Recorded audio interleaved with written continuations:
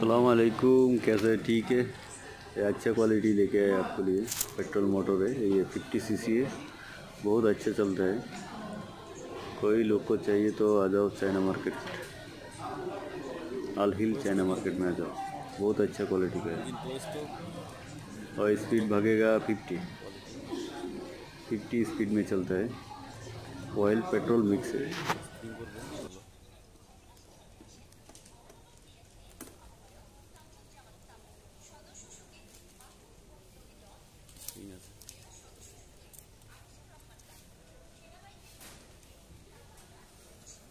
Break hydraulic break, আর এটা হলো race accelerator.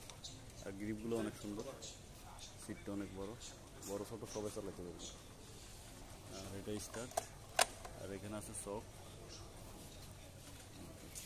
ইঞ্জিনটা অনেক ভালো, হুন্ডা কোম্পানির।